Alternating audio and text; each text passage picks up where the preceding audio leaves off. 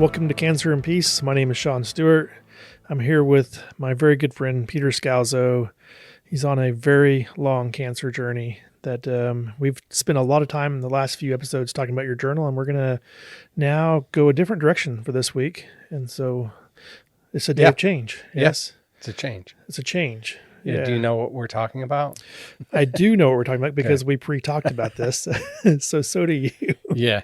I'm just pretending. So our topic, the way we titled it, is how to interpret life's circumstances. Mm-hmm. And so as a cancer patient, I'm sure you're going to have a lot of thoughts related to, and I think that's, why do we bring it here, is cancer is going to be a circumstance that you're going to try to interpret, I think, a little bit. Yeah. And I'm trying to remember who told me this, but it was this saying, and it's circumstances are a poor indicator of reality. Mm.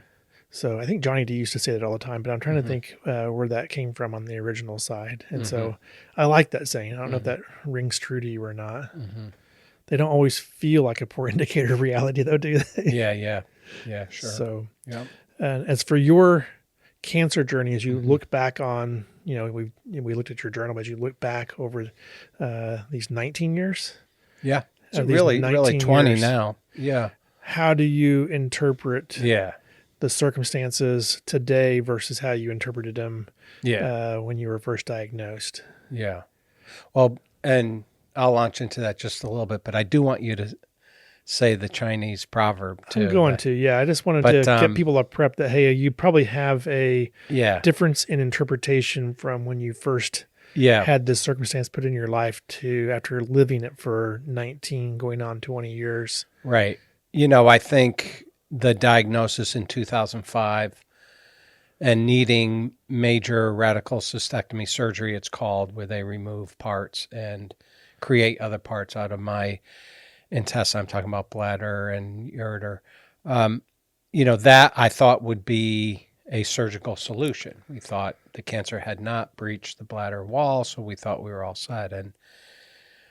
But I kept needing surgeries, and we thought we had cancer again a few years later. But so finally, 10 years later, when you think you're totally, basically cancer-free in the sense of a major cancer event like the first one, I had this, sea change moment where in 2015, having this 10-hour surgery where cancer was all throughout the area, the region there. And so I couldn't ever seem to get, I always used to say, I want to put cancer in my rearview mirror. And it was always like in my side view mirror, or always in my front mirror. But it seemed like it was going to my side and to the back. And then in 2015, it was prominently in front. And in fact, 2 years after that, I was told to go home, call hospice, quit the practice of law, and really get my affairs ready to pass. So, as I look back, it's been like 50 surgical procedures. There's been radiation therapy, immunotherapy for 7 years. There's been a lot of things that have happened after each other. Like I never really seemed to get that much of a break, especially in the last year since 2015. So how do I interpret the fact that I never seem to get distance from this journey? I mean, last week I was changed. Last week I was in the hospital 4 days last week, and then I went back again Monday. So in a week I was there. In a 5-day period, I was there every day. And again, I can't seem to get distance from it. Mm-hmm. Yeah. So I would like to say I'm healed, I put a bow on it and move on with my life, but that's not in fact what's happening. That's not my reality. And I think it's important to face reality, and that's not mine. And how do you interpret your circumstances today? Yeah, so that was the question you asked me before I went into that whole thing. Yeah, you gave all the background. Yeah, but I'm actually looking for the way you see your circumstances today and the way you interpret it.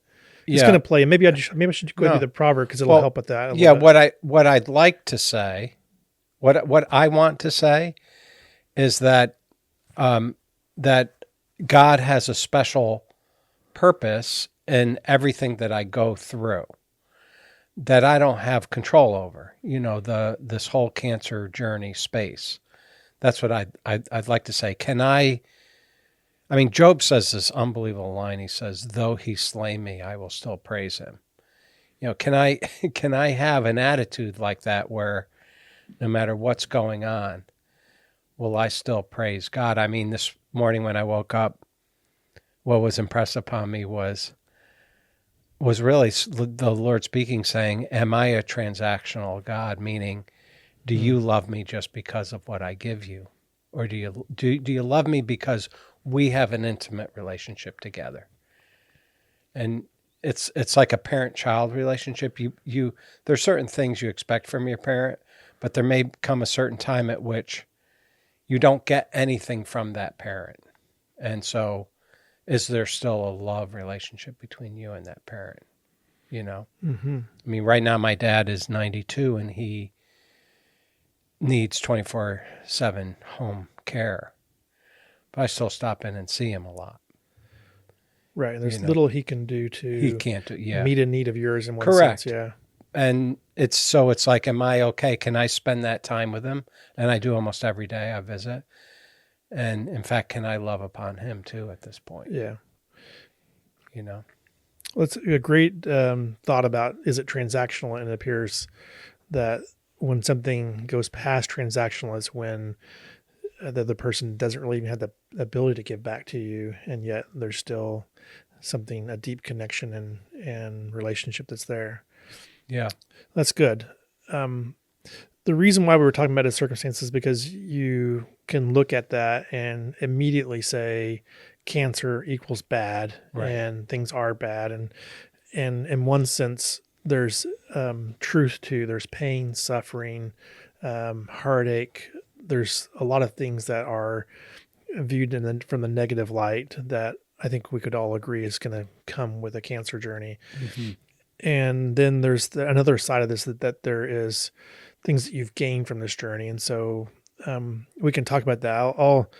You and I both have heard this proverb. I think Scalzo uses it regularly. It's not, I won't say it perfectly, but you'll get the gist of it because it doesn't need to be perfect for it to get the gist. But the Chinese proverb is there was a Chinese man and his son, and they basically had a farm with a horse that they used to do the labor at hand. And one day the horse ran off that they used for all the productivity things they needed. And sorry about that. The community came around and basically said, "Hey, this is such a disaster." They lamented that, "Hey, this is a calamity has come upon you because the animal that you had that was helping you to make ends meet to help provide is gone. And so what a disaster." And the old man said, "Maybe." And a short time later, the horse came back. And when the horse returned, it came with another horse that was strong and powerful.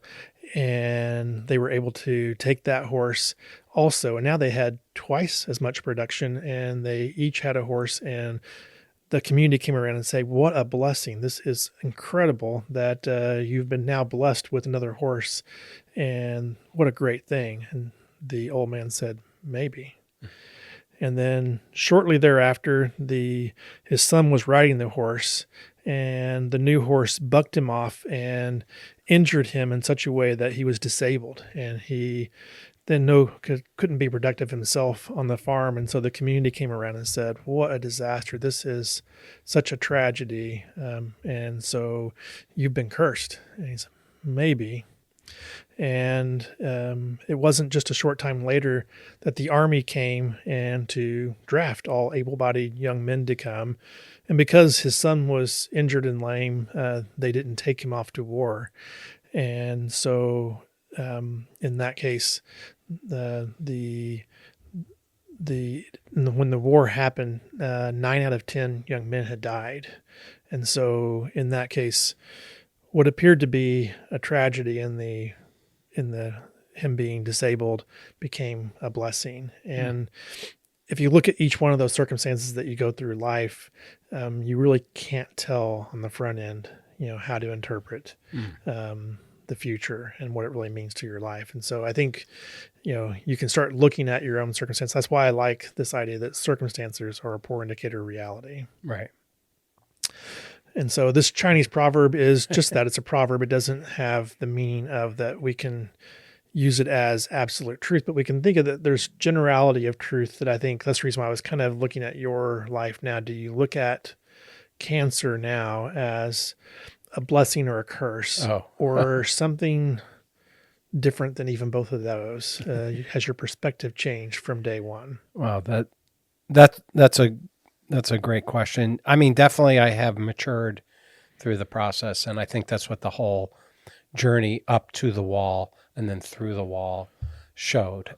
My journal really had a lot to do with that, and I am a different person today than I was 10 years ago, 20 years ago, however time frame that I want to put on it because of this journey. But I'm hesitant to call it a blessing other than of what it has produced within me. I know that it's produced some fruit in me that I wouldn't have normally had, such as persistence and a certain sense of serenity, even in the midst of a storm. Endurance is a great quality that I mean, after 20 years, endurance is about patience under suffering. And God highly values that because he talks about it in James. He says, this man was a man of endurance and, wisdom too, because I've learned that it's not about me and it's not about me controlling this journey. It's about how I'm going to respond. But I have chosen to respond as blessed are the poor in spirit, that I'm powerless over this journey. I have choices to make, but can I surrender and commit this journey to God? Now, that doesn't mean that I'm not going to have hard days and hard nights. I mean, I had a hard night last night with my tubes draining and things like that. And I didn't sleep well. And I find myself quoting the Serenity Prayer quite a bit, lately, a lot lately, to try to get peace, serenity. God grant me the serenity to accept those things that I can't change, the courage to change the things that I can, and the wisdom to know the difference. Living one day at a time, enjoying one moment at a time, accepting hardship as a pathway to peace. We've talked about this prayer. Yeah. And I think that accepting hardship as a pathway to peace, I mean, I grew up in the evangelical church, and that's not a popular concept. It's about, when are we going to experience the healing? When is the money going to flow in? When is my child going to finish this inpatient rehab she's in? Or, it was always, what is this? When are we going to see results that we want to see? And I think one thing I've learned is that there is a result. Like I was talking with someone about Jesus stepping into the storm and calming it. Jesus stepping into where the woman who had the flow of blood was healed. Jesus stepping into the home of Jairus' house so his daughter would be raised from the dead, right?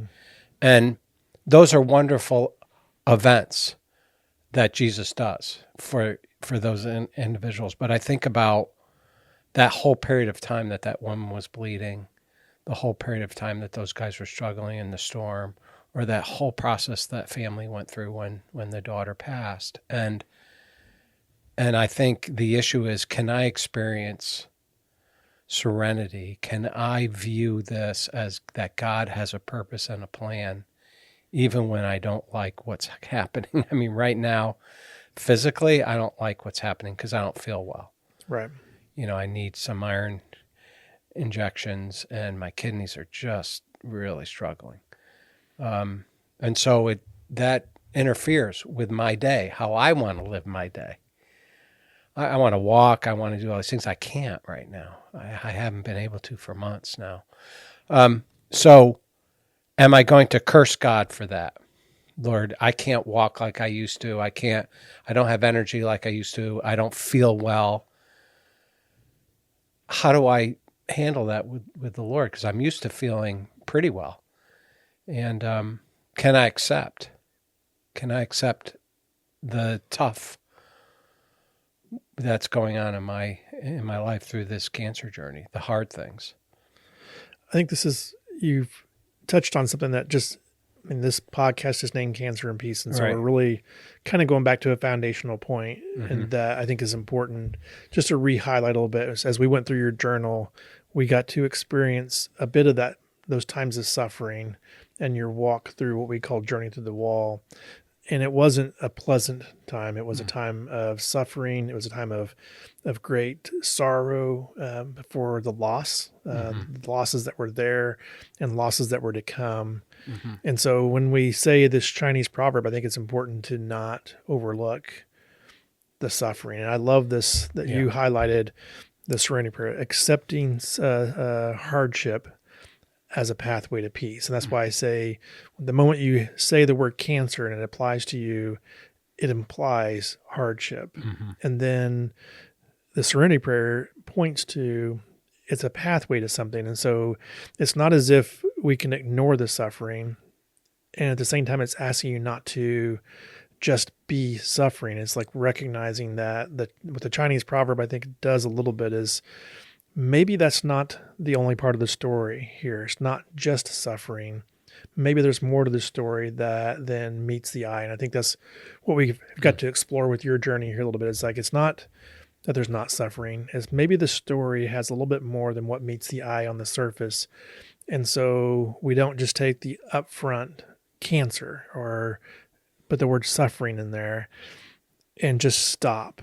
We say, well, it's a pathway to somewhere that has purpose, has meaning.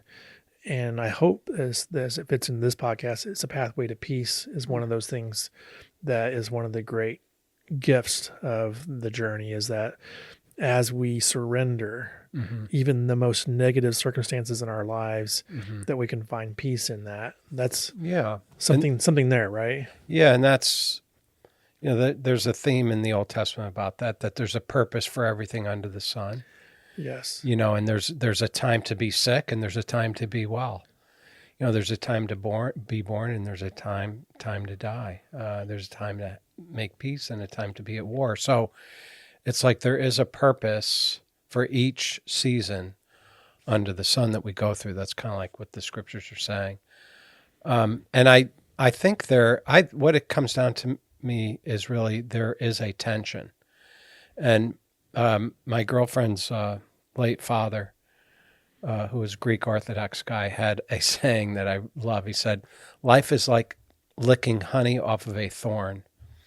But there's that tension there. There's that sweetness that we experience in life. I do, a lot of sweetness, relationships that are beautiful, family, wonderful things going on. And yet there's that hurt too, that thorny part of life where all these medical appointments and disappointment and sadness and, going through suffering and pain. And it's like, can they both live in the same person? And my answer would be yes. And I think that's something that is critical. I think to me, at least as a Christ follower, is the fact of, can I accept hard things in my life, along with the sweet things? That there's going to be a hardness to life, as well as a sweetness to life. Yeah, I think you're highlighting. You said there's a tension, and that implies to me, and I think this is what maybe gets to the heart of this conversation, is can you have the good things without the hard things, without the painful things? Can you have the good things? And I think the answer is no. Right. In other words, you cannot get to peace without going through the road of hardship. Right. Right. It might look like peace, but it's probably false peace, because there's a reason why this saying sticks out to you so much of honey and thorn, or Yeah. roses and thorns, or Right. pick your good thing. Can you have any good thing without hardship being attached to it? Right. That's a value. Right. And so usually what happens to us is when we hit these hard things up front, like right now we're going through hardship, and it's like, I don't see any good to come from this on the surface. It's like, there's no practical value that I want to embrace for, the things that we want to sit in the dirt about. Right. It's like, Right. well, what is the value here? And it's hard, I think, probably when you start your cancer journey to say, what's the value here? Totally. And now you can look back after 19 years and Right. say, no, I see things of value. I don't know that I would have chosen that road, Right. but I see Right. things of value. Yeah. The same way I can guarantee you the Chinese farmer would have never said, hey, go ahead and give my son a disability. Let the horse buck him off and injure him to maim him. That would be, heinous to say. Yet we can see that in practicality as life goes on, that sometimes those things that we think were the greatest harm to us provide the greatest benefit. Yeah.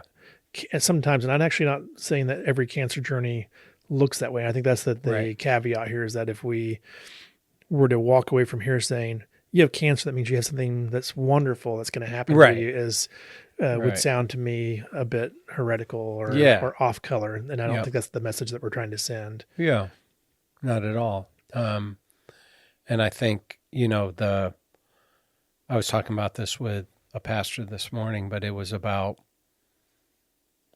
how do I find peace within the storm? And it was through acceptance and purpose, right?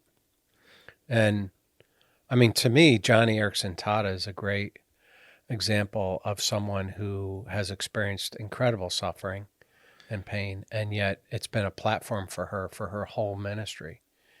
You have a smile on your face. What do you want to say? Oh, is it okay if I tell our dirt story? Does that get us in trouble?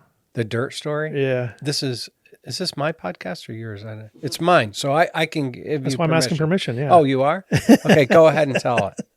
We were just The dirt story. the dirt story. We were sitting in my office here before recording, and we were talking about topics and things that we were going to do. And so we have our own Chinese story here of one of our staff had come across an area that he'd been asked, hey, do you want some fill that would help out over here? And he was like, oh, that's awesome. We'll get some free dirt, and it's going to level this area that he's wanting to use for an area on our property. Awesome.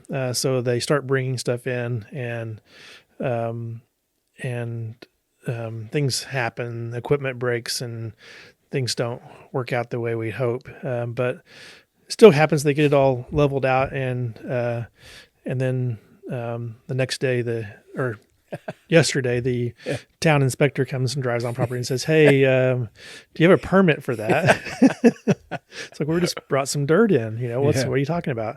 Well, actually, if you've moved more than X amount of dirt, which we had, you actually need a permit for that. And so now, we're in this, he's issued us a citation, or he's going to issue us a citation, and we need to spend all kinds of money on engineering studies probably, or an engineer to go figure this out. And it's like, I don't see any point in this. This is so, what's the value of what comes out of here? Right.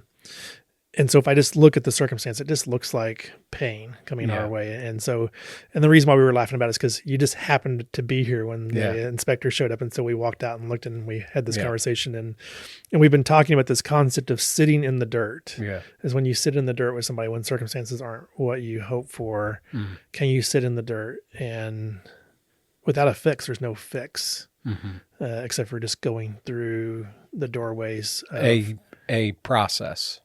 Yeah, and the process is going to be painful, and not painful in a Costly physical pain. It's like it's going to be painful in time, energy, costs, dollars, like all that is all invested here. And so what looked like on the surface, like, hey, we got a new horse.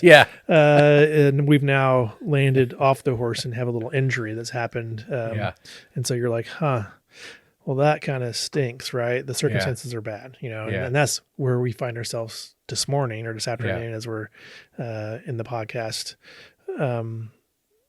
And there's not a silver bow to put on it. There's no, a something there. And Yeah. so how do you sit in the dirt and not become overwhelmed with just circumstances of, this stinks. Yeah. This is I having think cancer. This stinks. I think it's that journey through the wall, but I think it's like I was saying, I need permission to express raw emotions. I need that. Like my cancer diagnoses, because I had 6 recurrences. So good. Yes. I need that permission, that space to be able to express my fear. What if I do pass? My sadness. What's going to happen? I'm going to have Yes. to leave my family. Disappointment is real. It's okay to feel all those Yeah. things, to be, Yep. like, oh, this is And really, then once I express those things and process them and say, okay, this is, for me, a lot of times it's the worst case scenario, like my mind goes to. So I'm processing the worst case scenario, all that. And then I get down to, well, God, what do you have to say about what's going on in me right now? that's great right Yeah. there. Yes. Yeah. What do you say? And making a decision to stand on what he has to say, but not to minimize my emotional journey, to say it's okay to have an emotional journey with this. It's okay to feel this stuff, but this stuff's not going to be the ruling factor of the day. But what God has to say is good, because even, after all I've been through this now, my kidney failure issues, right? I'm going to express, I'd love it if I didn't have these issues right now. I'd Right. love to not have to deal with this stuff. Yeah. I'd love to be able to live my life, but I can't without this stuff. So I'm going to express my sadness over it and my fear of what could happen if I go into dialysis and kidney failure and death and all that. I can express that and feel it, right? But then I'm going to stand on, well, God, I really believe you have a purpose and a plan in this, because you've done it throughout this whole journey, 20 years long now. You have acted on my behalf through this journey. You have given me a platform to speak to people that I never would have been able to speak to. You have given me a platform to become more intimate with you. You've given me an open door to walk through it and to establish an intimacy with you, Jesus, that I've never known before. Well, that's such good. Like, one of the things I was thinking about is,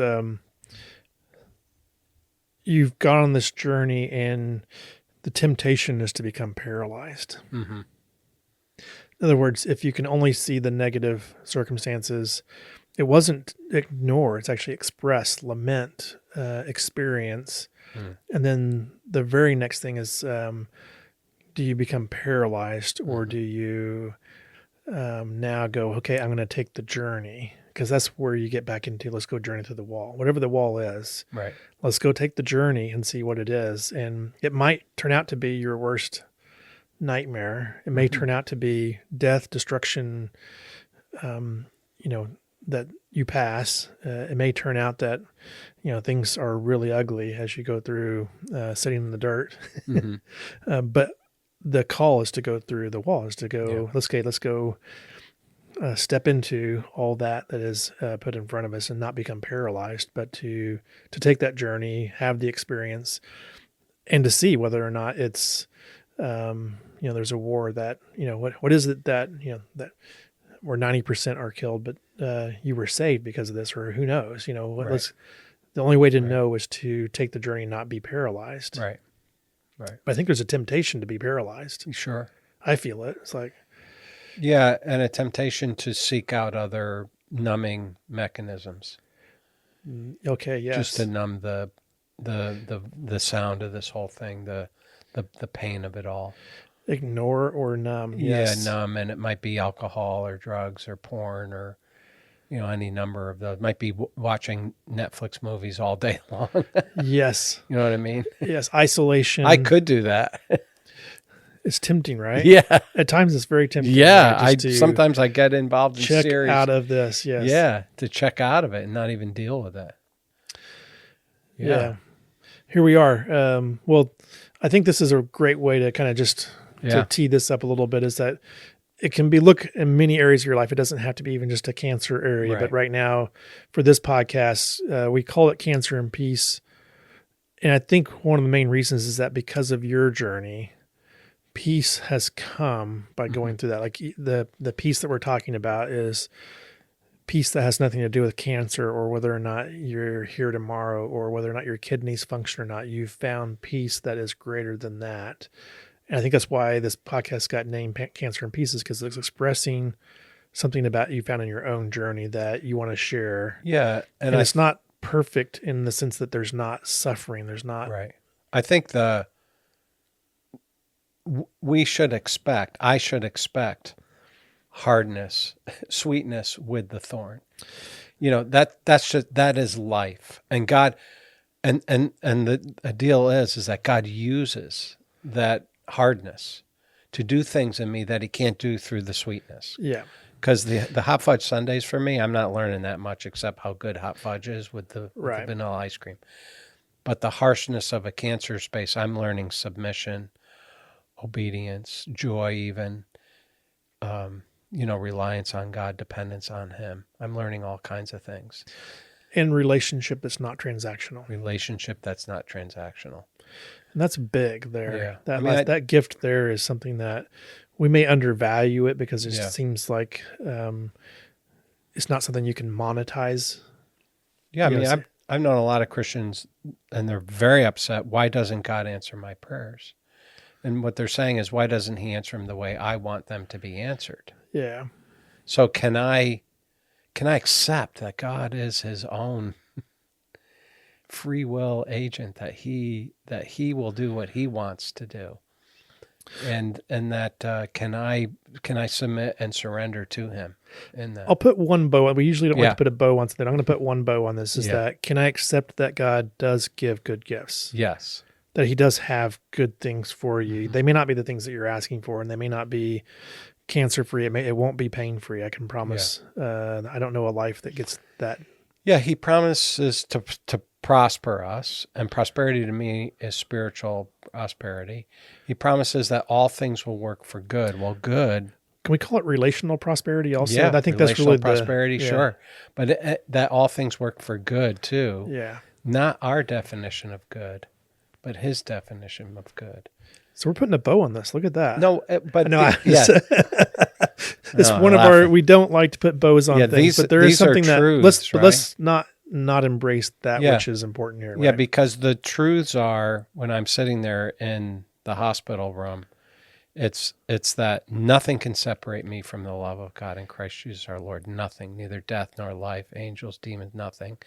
And God will work all things out for good for me, that because I love him and I'm called according to his purpose. So there's some great truths that I can hold on to.